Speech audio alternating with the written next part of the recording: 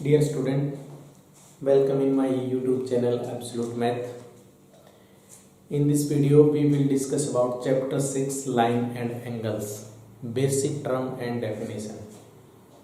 इस चैप्टर में हम क्या क्या बेसिक टर्म यूज करेंगे, क्या क्या डेफिनेशन हम एक्सरसाइज में यूज करने वाले हैं, वो सभी इस चैप्टर के अंदर डिस्कस करेंगे। ठीक है, तो देखिए सबसे पहले स्टार्ट करते हैं हम line.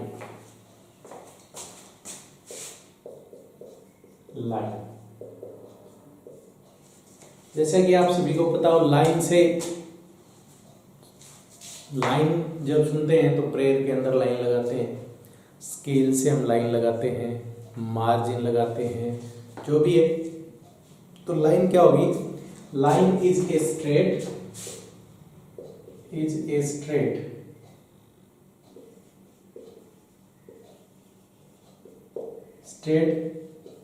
which has no breadth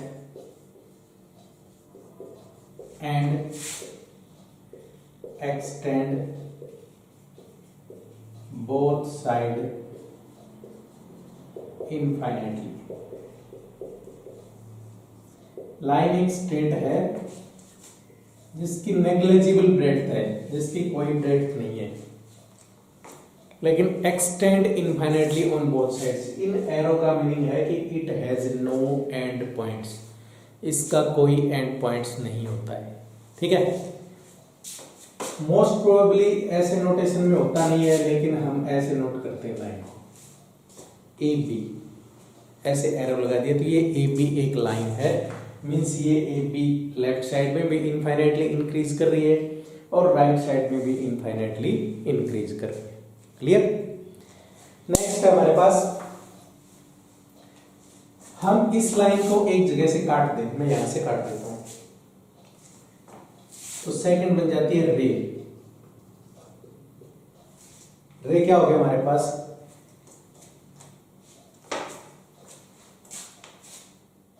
it has one end point. Ray का एक एंड पॉइंट होता है, मीन्स ओरिजिन इसका जरूर होता है। मे बी इस साइड, मे बी इस साइड, मीन्स रे का कोई ना कोई स्टार्टिंग पॉइंट जरूर होगा एक साइड से। तो इसको हम ऐसे भी नोट कर देते हैं, दिस इज रे। क्लियर? अब एक और रे को एक जगह से और काट दो मैं। इस रे को यहां से काट दिया, इसको यहां से काट दिया, इसको यहां से काट दिया, तो इसके कोई डेफिनेट पॉइंट आ गई, तो इसको बोलते हैं हम line segment.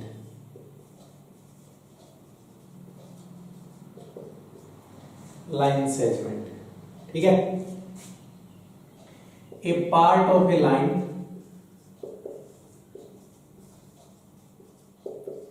which has end points। कोई लाइन का पार्ट जिसके क्या होंगे एंड पॉइंट्स, तो दिस इज लाइन सेगमेंट। पहले लाइन बनी, लाइन को काट दिया, रे बन गई, रे को भी काट दिया, क्या बन गया हमारे पास है लाइन सेगमेंट बन गया। ठीक है, तो लाइन सेगमेंट को हम ए बी से नोट करते हैं, A and B are end points. Clear? Next आता है हमारे पास angle.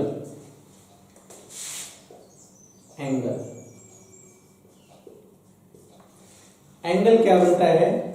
To rays which has same initial point. दो ray, two rays which has two rays which has same initial point.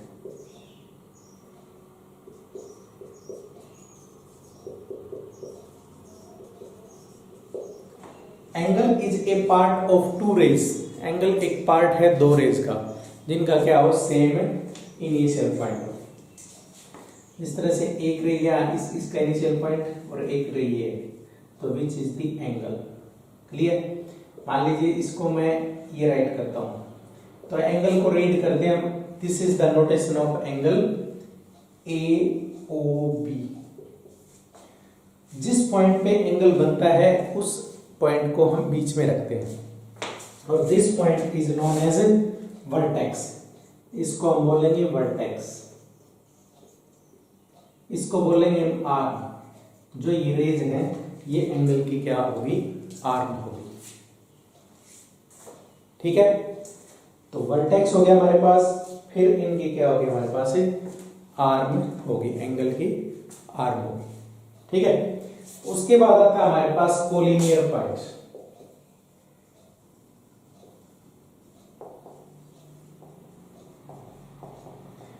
Collinear, linear, linear means line के अंदर, को means एक ही line के ऊपर। 3 or more points, 3 or more points are collinear if they lies on a line। 3 या 3 से ज्यादा point को हम कोलिनियर कब बोलेंगे, जब वो एक सिंगल लाइन पे लाई करते हैं। जिस तरह से ये हमारे पास कोई लाइन है, तो पॉइंट क्या हो गया, A point, B point, C point, D point. These points are collinear. Co means same, common. Linear means line, एक लाइन के ऊपर। ठीक है, नेक्स्ट आता है हमारे पास कोऑर्डिनेट ज्योमेट्री में हमने क्वाड्रेंट के बारे में पढ़ा।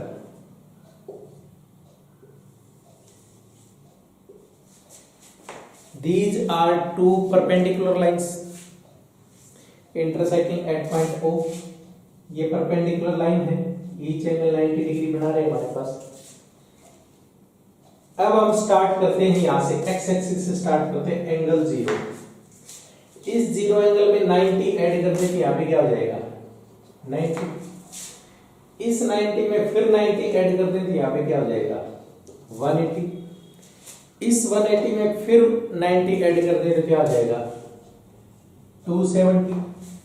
इस 270 में फिर 90 ऐड कर दे तो क्या हो जाएगा 360। Means 1 cycle complete. जिस तरह से तुम साइकिल पे स्कूल में जाते हो तो जो साइकिल का टायर है वो एक चक्कर लगाता है, इट मींस एक साइकिल कंप्लीट करता है। इट मींस वो 360 डिग्री का एंगल कवर कर रहा है।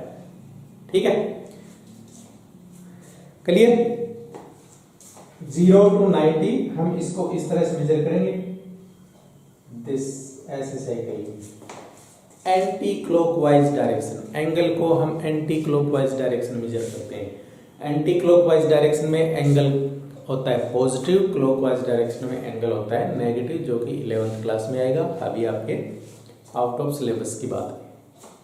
ठीक है, अब देखिए, यदि ये साइकिल आपको याद है तो सब कुछ याद हो जाएगा। मींस इस 0 से 90 के बीच में लाई करते हैं एक्यूट एंगल।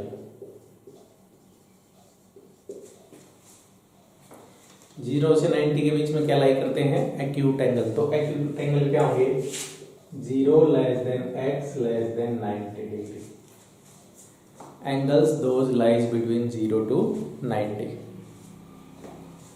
फिर इस 90 को बोलते हैं राइट एंगल। ये राइट एंगल हो जाएगा। ठीक है, अब 90 से 180 यहां पे आएंगे हमारे पास ऑब्ट्यूज एंगल। मींस वो एंगल जिनकी मेजरमेंट 90 से 180 के बीच में हो। क्लियर। अब 180 वाले एंगल को बोलेंगे हम स्ट्रेट एंगल। यानी कि यहां से स्टार्ट करके हम यहां तक जाते हैं तो that is straight angle. Straight angle means 180 degree का एंगल बनाता है। तो किसी भी लाइन पे कोई एंगल बनाते हैं तो वो क्या होगा स्ट्रेट एंगल।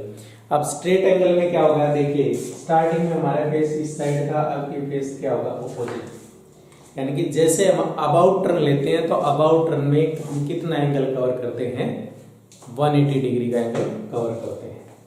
बाकी जो दो बचे हैं ये क्या होंगे हमारे पास रिफ्लेक्स एंगल। ये फिगर आपके माइंड में होनी चाहिए। यदि ये फिगर आपके माइंड में होगी तो आप इजीली सभी एंगल्स को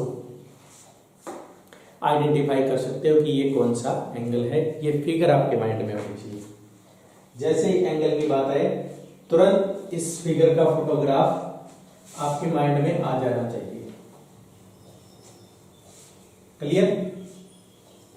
और कुछ एक्स्ट्रा इसमें याद रखने की जरूरत नहीं है, कुछ भी याद रखने की जरूरत नहीं है। तो यदि हम राइट करते हैं acute angle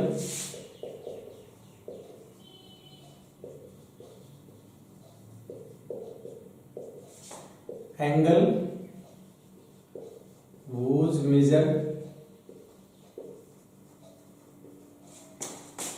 in between 0 and 90, जो एंगल जिनका मेजर 0 और 90 के बीच में हो। फिर क्या हमारे पास राइट एंगल, हम परपेंडिकुलर भी बोलते हैं।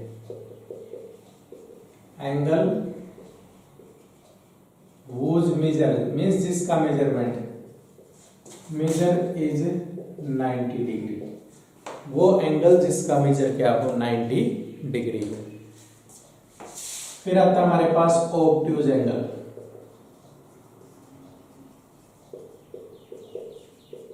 एंगल या angles whose measure in between 90 and 180, 90 और 180 के बीच में हो, 90 और 180 इंक्लूड नहीं है, बिटवीन 90 एंड 180। फिर आता हमारे पास reflex angle,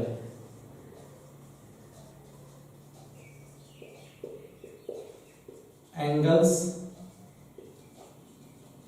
whose measure in between 180 and 360, 180 और 360 के बीच में हो। किसी भी एंगल का रिफ्लेक्स एंगल यदि हमें फाइंड करना है तो उस 360 में से वो एंगल क्या कर देंगे, हम सब्सट्रैक्ट कर देंगे, तो वो क्या आ जाएगा, रिफ्लेक्सिव एंगल आ जाएगा। किससे करेंगे, 360 में से वो एंगल सब्सट्रैक्ट करते हैं तो उसी एंगल का क्या मिलेगा, हमें रिफ्लेक्सिव एंगल मिलेगा। अब now two important angles, complementary angle,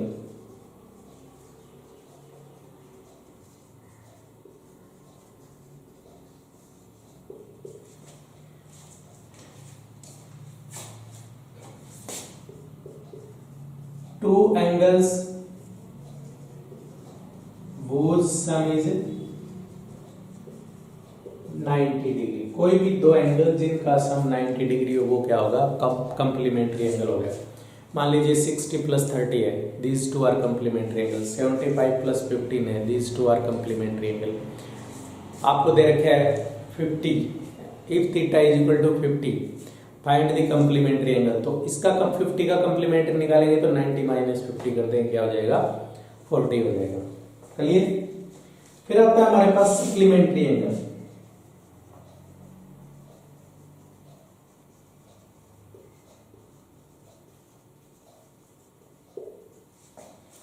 two angles whose sum is 180 degree, two angles whose sum is 180 degree, कोई दो एंगल जिनका सम क्या हो 180 डिग्री हो, वो क्या आ जाएगा हमारे पास, सप्लीमेंट्री एंगल आ जाएगा। ठीक है, नेक्स्ट आता है हमारे पास एडजेसेंट एंगल,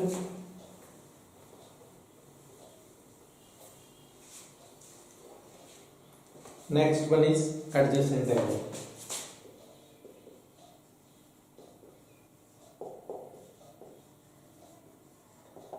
एडजेसेंट एंगल क्या होंगे, adjacent angles are those angle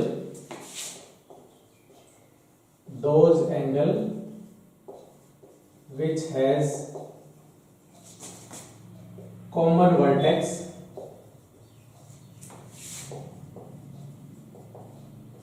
and one common arm। जो एंगल जिनका एक कॉमन वर्टेक्स हो और क्या हो, एक कॉमन आर्म हो, जिस तरह से these two are O A B C. तो angle AOB and angle BOC are adjacent angle.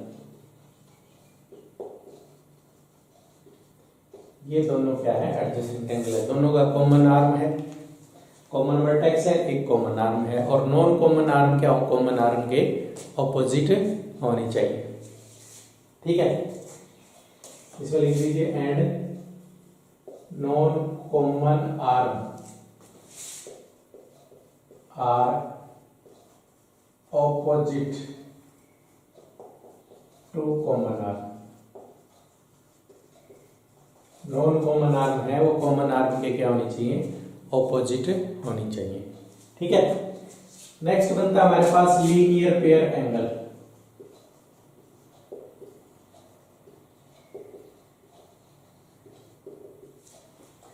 Two adjacent angle, linear pair angle क्या होते हैं? These are also adjacent angle. Two adjacent angle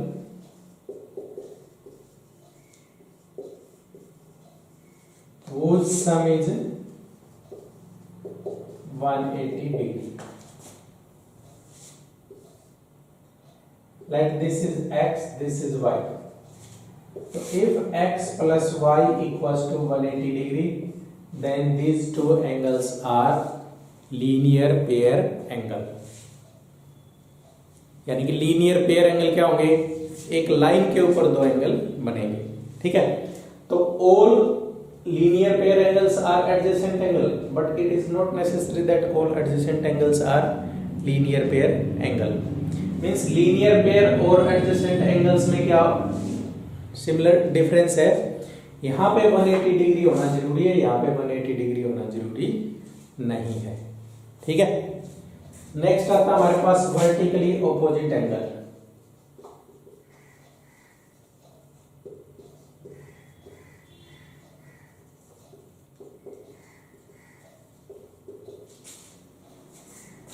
vertically opposite, ये दो angle दो line intersect करती है। ठीक है, तो दिस वन एंगल का वर्टिकली ऑपोजिट क्या है? 2। 3 एंगल का वर्टिकली ऑपोजिट क्या है? 4। Angle 1 is vertically opposite of angle 2 and angle 3 and angle 4 are also vertically opposite. Vertically opposite का मतलब क्या होगा? When two lines are intersecting, when two lines are intersecting,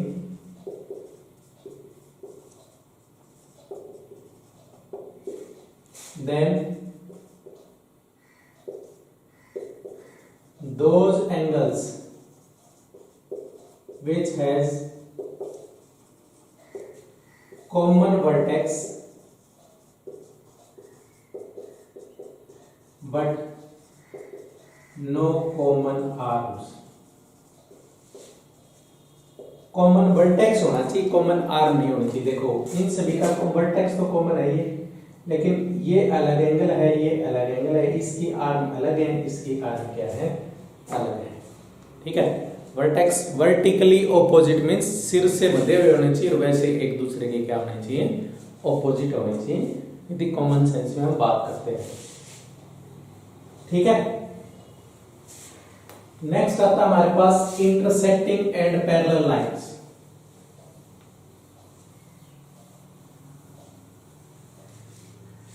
intersecting and parallel line.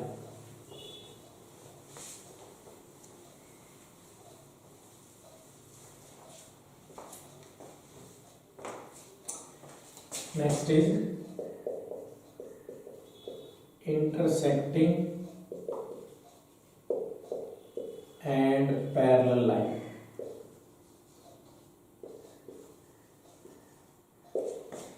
दो line intersect करेंगी। These are two intersecting line. ठीक है, parallel line क्या होंगी? इस तरह से these two lines are parallel line.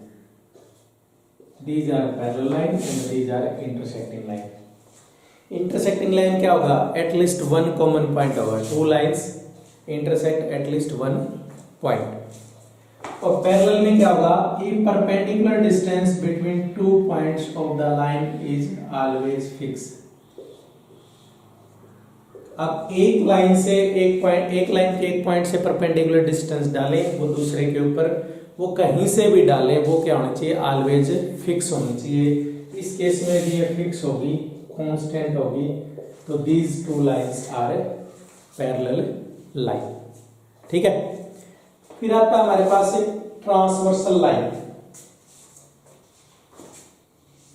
Next one is transversal line. Transversal line क्या होगी? ए लाइन, ट्रांसवर्सल लाइन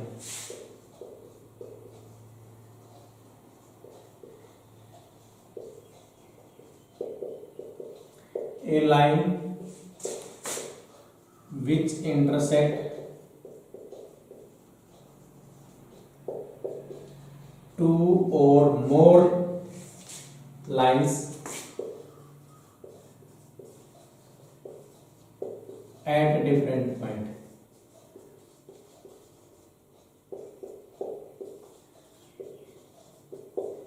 एक लाइन जो टू और मोर लाइंस को डिफरेंट पॉइंट पे इंटरसेक्ट करती है उसको हम क्या बोलेंगे? ट्रांसवर्सल लाइन बोलेंगे. जिस तरह से देखिए, एक ये लाइन है हमारे पास, एक ये लाइन है, एक ये लाइन है, कैसी भी लाइन हो सकती है. तो this L line is transversal line.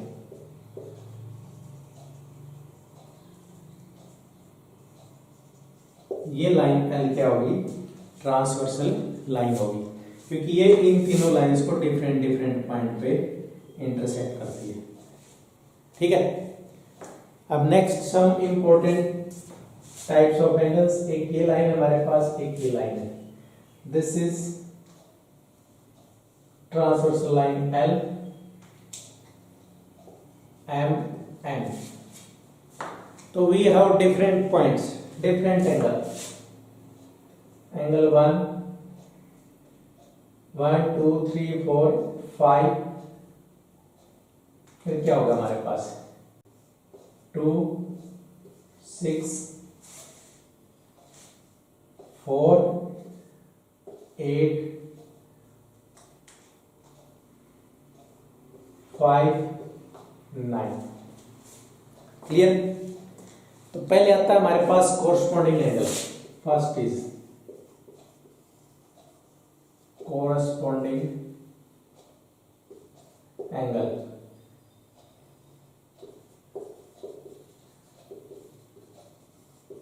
Corresponding angle क्या होंगे?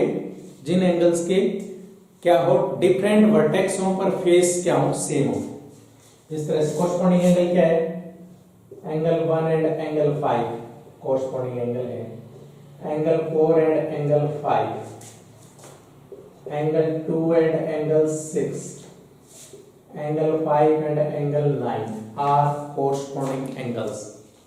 देखिए, इसका फेस भी इधर है, इसका फेस भी इधर है, इसका फेस इधर है, इसका फेस इधर है, इसका फेस नीचे की तरफ है, इसका फेस नीचे की तरफ है, इसका फेस इधर है, इसका फेस इधर है, बट डिफरेंट वर्टेक्स होने चाहिए. अब यहाँ पे क्या है हमारे पास? वर्टेक्स वर्टिकली ऑपोजिट एंगल है. 1 5 वर्टिकली ऑपोजिट है, 2 4 वर्टिकली ऑपोजिट है, 5 9 वर्टिकली ऑपोजिट है, 6 8 वर्टिकली ऑपोजिट एंगल है. ठीक है. नेक्स्ट वन इज सेकंड है अल्टरनेट इंटीरियर एंगल.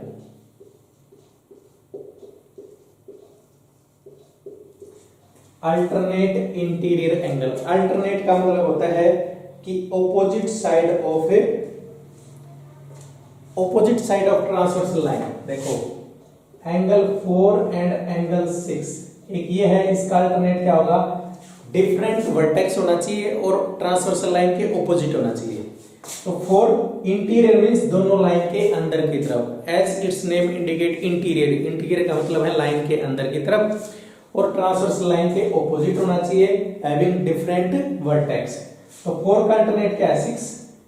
5 का अल्टरनेट क्या है? 5 1 2 4, यहाँ 3 ले लीजिए, 3 and 9 सॉरी।